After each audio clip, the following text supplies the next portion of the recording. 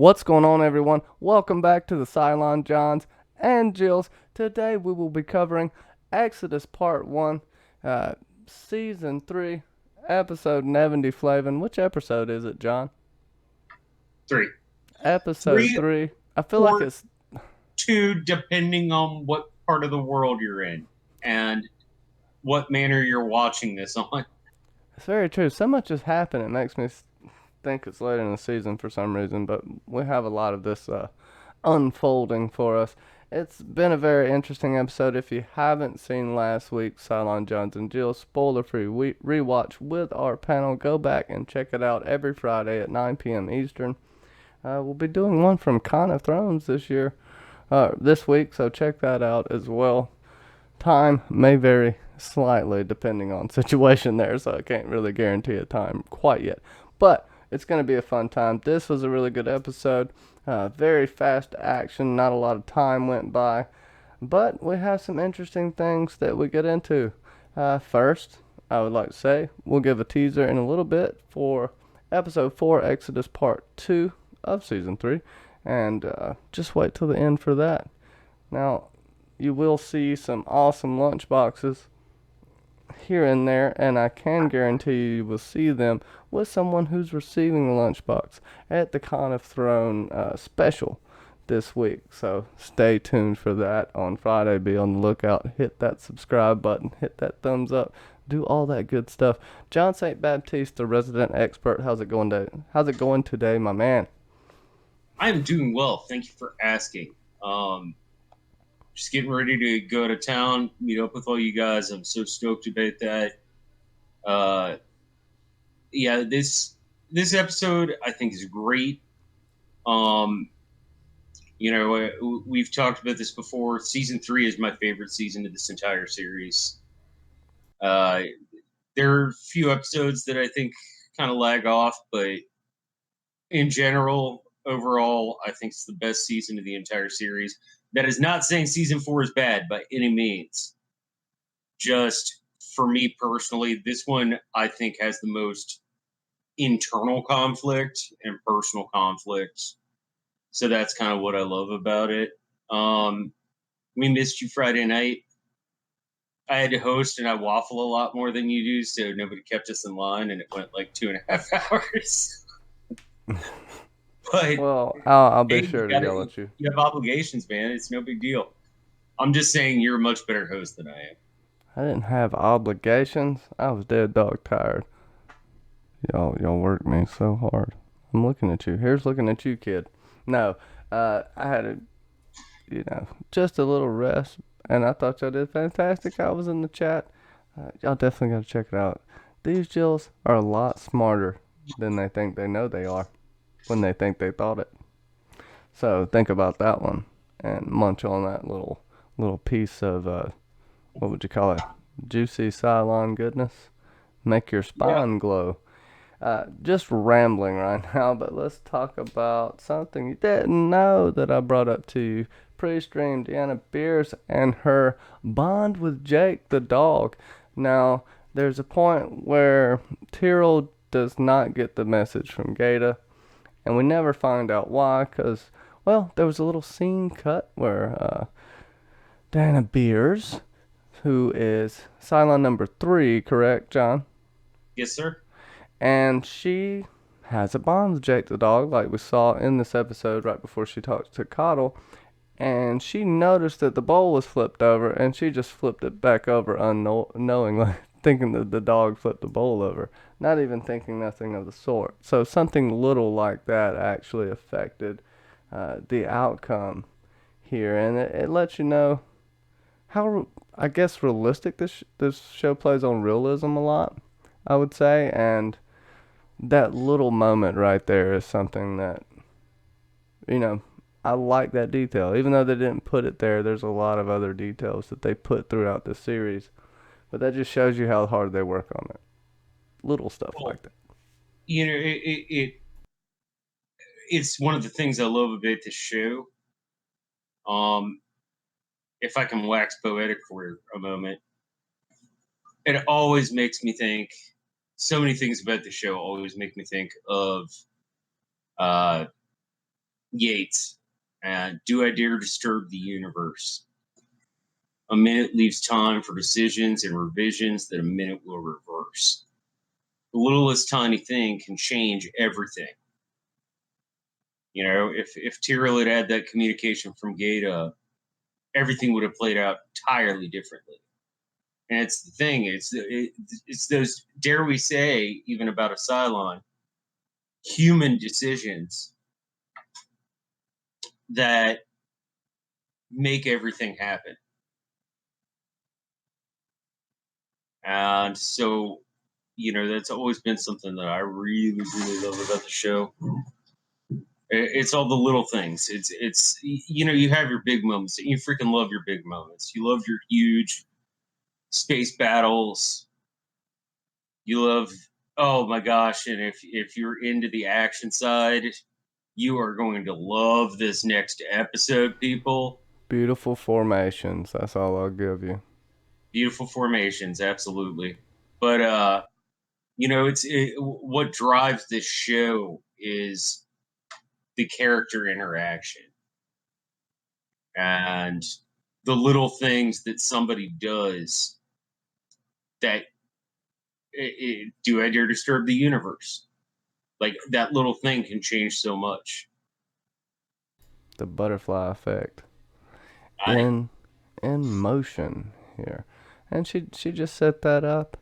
Uh, I think that was a really good scene with her and Coddle. I'd like to talk about a little bit about the Oracle and the way that played out. Apparently, Kamala is bitter, but she didn't mind too much. I did like that scene. A little bit of mysticism, but almost is that a crazy lady? You know, it's kind of your classic Oracle almost, actually. Yeah, yeah, almost like an Oracle of Delphi. Like you have to be careful anytime a prophet tells you the future because it's going to be it's not going to be couched in words that are just like straightforward. You know, ask Oedipus how he feels about that. Yeah, I mean, also, once you have that, anything in your mind, you kind of, my philosophy is you create your own reality. And many famous philosophers have said this all throughout history. And, Yeah, you know, you kind of, you'll self fulfill that prophecy. agreed. But something we didn't talk about on Friday that you know you're bringing up right now, and I'm happy you are, is I you know we've seen Baltar's crisis of faith now, with the exception of possibly Cavill. Uh, Beers or number three comes across as your most cynical Cylon, and she's the one who's sitting here seeking out an oracle. Right? I think there's a lot to that. I you know, people, whether they're human or Cylon, there's a teaser. Um, in their moments of crisis, they look for they look for a foundation of faith, or they look something like that. And I think I think that was really well expressed in this episode. She's the last person who you would expect to go seek somebody who's still in the future. You know, she's the last person you'd expect to be asking about this, because when she talks to the sixes and the eights, she seems so cynical and sarcastic about Mm. God and So, religion and things like that. and she does, she does. Do you think, I know we can't expand on it too much, but her death may have something to do with this, the fact that we've seen it showcased right here, right?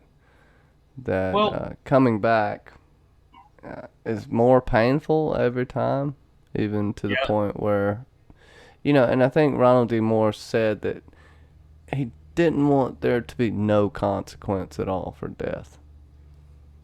absolutely. I think it would totally take away from the entire narrative. You know, if Asylum could just upload and there's no consequence for what they had to suffer through. which, by the way, gets to the point that Sharon Agathon is a freaking badass. She's like, no, I'm not going to kill you. Okay. This is pulled straight from Terminator 2. Ronald D. Moore said it himself. So it's when Arnold's promising little John Connor that he's not going to kill anyone, and he shoots the guy, like the security guard, in the kneecaps. I think when they're going to break out Sarah Connor, he says, he'll live. Yeah, just that classic line. And I love that he will admit that he pulls from stuff. A lot of people will say that things inspired them, but then they won't admit a lot of times what they pulled from. And this is irritating when it happens. Oh, Maybe, but go ahead. yeah, I agree with you entirely. I love when a filmmaker gives credit to what they took something from, because it's like an author. I always tell people, I don't care if you have any faith whatsoever. I don't care if you're an absolutely devout atheist. If you want to get into Western literature, please read the Bible, read Paradise Lost, and read oh shit, you gotta edit out my waffling here. Dante's Inferno, Read the Inferno. the Thank you. Divine Comedy.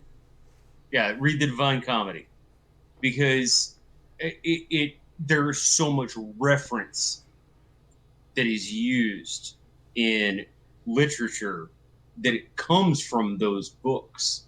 And there's just so much you're not going to get. Moby Dick is a good story. It's a really good story. But if you've never read the Bible, there's like 3/4 of it you're going to miss. You're just going to be like, oh, I didn't get that reference. What's he talking about? And why are there 17 pages about cutting up whale meat? Oh, Ishmael. Captain Ahab's an asshole. Uh, that's a good book. Got it right here. One of my favorites. The Moby Dickens. It doesn't matter who you bring it up. Someone always laughs when you say Moby Dick. And whatever, people call people dorks all the time, but that's actually a whale penis. So, good luck with that. Also, Moby Dick, great fucking song by Led Zeppelin. Ooh, Led Zeppelin, one of the greats of all time. Best bands of all time. I don't know. It's one of the first ones I ever listened to. Black Dog. Okay. Anyways, getting off topic here. But, so, we talked about a little bit about the more they download, how painful it is, and the model that I can't ever remember his name, but he had to actually use a shell casing to cut his carotid artery. Cavill. Yeah, Cavill. Dude, he just had to get out of there, and I'm assuming he's talking about a different attack than what happened earlier, because I think there was a terrorist attack, and this is what happened with Doc Cottle. That's what he said behind the scenes. When I first watch it, you kind of think it's maybe just from the disaster we saw earlier, but there's still more terrorist attacks going on. Thought I'd throw that in there. It also begs the question: is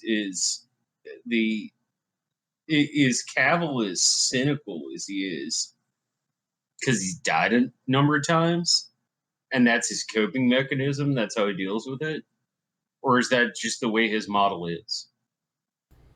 Yeah, is it in his Cylon DNA? Is he designed that way? It's interesting to know, whomever, whatever, however the human models were designed. It seems like every single one of them is for a specific purpose. Yes, and they're all terribly different. and I like that the show's finally getting into that. Like, no matter um, allegiance or whatever, Sharons have a certain type of way they act. Mm-hmm. Or number eights. Sixes have a way they act, and it makes you wonder. And it also, I think, just makes it so much more interesting because it's like, yeah, we're talking about Nature beings that were, versus nurture, like the yeah, ultimate. exactly, beings that were designed all the same initially, but things happen. You know, Yeah, I mean, that's Cylon number seven and I are totally different. yeah. That both y'all are weird as fuck though. But that's on a different note. The vampire models are very odd. Uh, I don't get them, but you know, we're cool. There's not many of us, so we gotta stick together, I guess. Uh, By the way, our plug. This is blood flavored yes. Starbucks Frappuccino, blood Mm, flavored. I want to suck your frappuccino. So please, Starbucks, send us money. Cha-ching.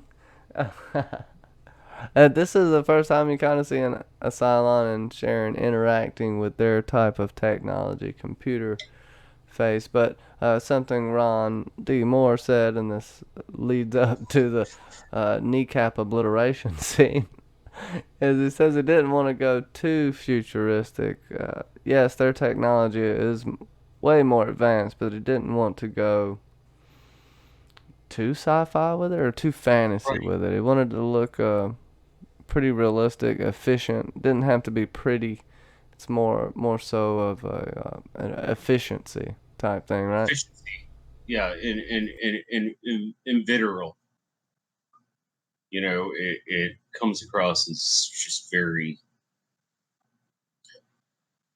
We don't need to make it's one of the things that I always gush about that I love about the show. Like the CIC makes so much more sense to me than in a number of other sci-fi franchises where your bridge has freaking windows and it's right out front. Like this is the thing that's operating everything, and you're just gonna. Yeah, it's one of the things that I love about the show is that it feels visceral, and the tech feels visceral, even with the Cylons. Yeah, no. Even going back all the way to Scar, you know, that son of a bitch. But you know, me and Scar had a little fight back in the day. I don't have, I guess, that many beefs Oh, with him, dude, but I whatever. saw that. It was so ridiculous. And Bastard. then you guys had that drinking contest, and it was awful. Because he had no hands, he just had to sip. It was awful. Sorry. I guess one of the last things we'll talk about is Kara and her situation and how she's almost seemingly at home. Is that a good? Even though she technically is, it is a replica of her home. Yeah. But um, yeah, I'll let you get into it a little bit. Oh no, it was really awesome. We went over this a lot on Friday, but there's so much going on here. Like, I mean, I could talk about it for hours. There's so much psychologically going on here. It All of those scenes are just great. Um, And I'll only end with this because it segues into my teaser. yes, one other thing I do want to touch on, and this actually throws back to last week's episode. Um, Tyrell's speech is actually literally lifted from a I can't remember his name now. He was a revolutionary workers movement person back in the early 20th century. Oh shit. And Tyrell's speech when he's talking about we have to stand up for our rights as workers. We never touched on that, and that is something I really wanted to touch on about last week's episode, because I think it's really cool that they lifted it straight up, and then they absolutely gave credit about it. He's such a great actor. But yeah, oh my gosh, Kara, like, it's a mess, man. She's been gone for like 4 months too, right? Or is it 3 months? Something like that. Yeah, she's been incarcerated. Well, getting fed Stockholm syndrome Getting force for, fed that shit. for a good 4 months. And yeah, and then all of a sudden this kid comes out of the woodwork, and then the kid gets hurt. And, you know, it all makes you wonder if Leoben had planned for the kid to get hurt, or if that was just circumstance and Kara reacts this way. But regardless, I think if Kara escapes, she's going to be a pretty damaged person. True. Have we ever seen Leoben technically hurt anyone? Like actually go through with hurting someone? I'm trying to think. Yeah, his fight with Adama, it was pretty visceral. Okay. It was pretty his fight with Adama, like, Yeah, that was. Hmm. Yeah, it's hard to know. that was actually one of the moments that made me fall in love with the show, because it was once again talking about throwing back to other films. Well, I mean, It's like straight out of 2001: A Space Odyssey. you could argue that Adama was just being racist, and he deserved that. What he got and the flashlight beating. I think Leoben took a dive for that. He got paid some good money. And All I know is Adama wields a mean fucking flashlight. I know, man. If you Adama and a gun, you have a chance. Adama and a flashlight, dead to rights. Dead to rights. I would definitely agree with that. But you have to pay attention to definitely Leoben and Kara. And I guess I'll throw mine out there. John thinks he can't compete with it, but I actually love his, and his is really good for the whole series. So read into it what you will. And I will say next week's episode is a Shakespearean romance with Leobio and Caranet. And we also have some what would you say? Nah, I'll just leave it at that. I was gonna give you a little more, but the Leobio and Caranet, that's good. That's good. That actually gives you a little bit. I would say, for a general teaser, something's going to catch on fire next episode. Something's going to catch on fire. Something big is going to catch on fire. Dot Coddle's panties. And my teaser is I had to put her 6 feet under, and I can still hear her complain. Which is a line from I Used to Love Her, But I Had to Kill Her by Guns N' Roses on their album Lies. I always like to give the music references if I can. Yeah, that's just really good. I want to say something snarky at the end of it, but it's so good I don't want to taint it with my awful taint. No, this has been a fantastic little podcast. I hope you've enjoyed our 20-minute rant on this, and see us at Con of Thrones. You got to check us out. We'll be people will receive their famous lunch boxes, and you have to tune in to check it out. See what it's all about. You see people with hands on, and you get to see the famed Bubba Husky. I can't wait for it. It'll be in Nashville. John, anything you want to tell these peeps out there, these meat bags? I have new music content finally coming out after my long little break. Tonight we will be dropping the podcast as a premiere for Good Omens series finale. And also, I will have some midweek music ear candy for you today, which is something I do on my channel where subscribers send me tracks they think I have never heard. And I just listen, I write down my notes, and tell you what I think. Share the music. So please do that because that's what my channel is all about. Music and books make everybody come together. Yeah, and I'm requesting Tiny Tim coming up very soon.